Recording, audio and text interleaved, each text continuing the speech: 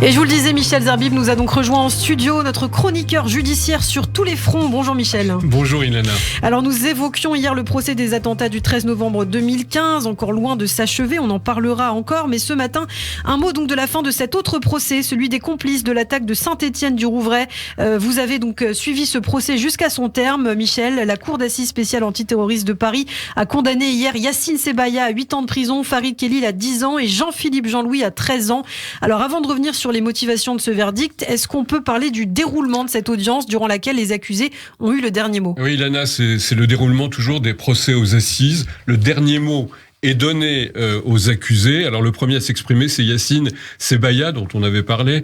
Il a très brièvement assuré qu'il n'avait jamais voulu participer à un attentat, jamais voulu partir en Syrie. J'ai été peiné de ce qui est arrivé, a dit le jeune homme. Le troisième accusé, Farid Khelil, lui a répété sa sensation d'être un homme nouveau, changé par ses 6 ans de détention. Ses yeux, hier, n'ont pas quitté ce bleu et perçant de Roselyne. C'est la sœur du prêtre Hamel assassiné.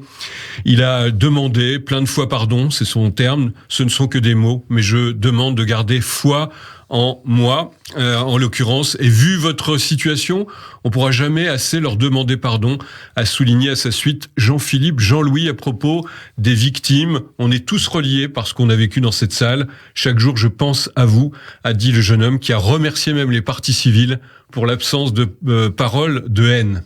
Alors ce procès, Michel, il faut le rappeler, c'est tenu en l'absence des auteurs du meurtre du père Hamel dans son église le 26 juillet 2016. Les 2 djihadistes de 19 ans avaient été abattus par la police et donc depuis le 14 février, ce sont ces 3 membres de son entourage, de leur entourage à ces 2 terroristes qui étaient jugés pour association de malfaiteurs terroristes. Ils encouraient quand même 30 ans de réclusion. Voilà, 30 ans de réclusion. Regardez ce chiffre en tête. Oui, la Cour a considéré que même s'ils ne connaissaient pas précisément leur projet criminel, ils avaient parfaitement conscience qu'Adel Kermiche et Abdel Malik Petitjean appartenaient à une association de malfaiteurs et préparaient une action violente. Le 4e accusé, lui aussi, on en a parlé, c'est l'ombre de ce procès, Rachid Kassim. Il est présumé mort en Irak.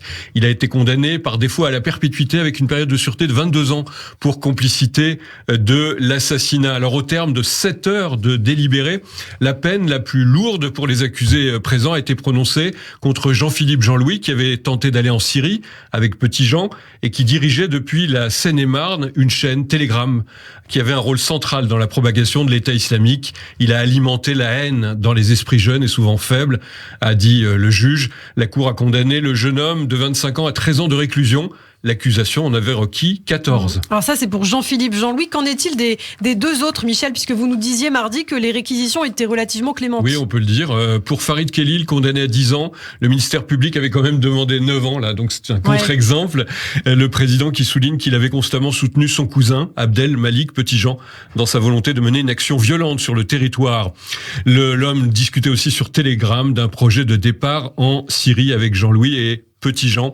Pour ces 2 accusés, la peine est assortie d'une période de sûreté de 2 tiers, et 5 ans de suivi socio-judiciaire après leur sortie. Et puis Yacine Sebaya, donc lui qui avait fait un aller-retour de 24 heures chez Kermiche à Saint-Étienne-du-Rouvray, 2 jours avant l'attentat, eh bien lui il a été condamné à 8 ans de prison. Là cette fois c'est 1 an de plus que demandé par l'accusation. Il se disait l'accusation nullement convaincue par ses protestations d'innocence.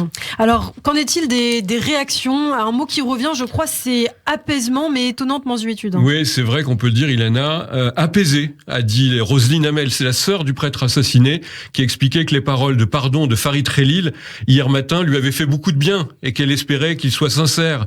Hier, en attendant l'énoncé du verdict, Roselyne Hamel est même allée voir sur les bancs du public les 4 sœurs de Jean-Philippe Jean-Louis pour les réconforter, les assurer de l'amour et de l'espérance que j'ai, dit-elle, à leur égard et à l'égard des accusés.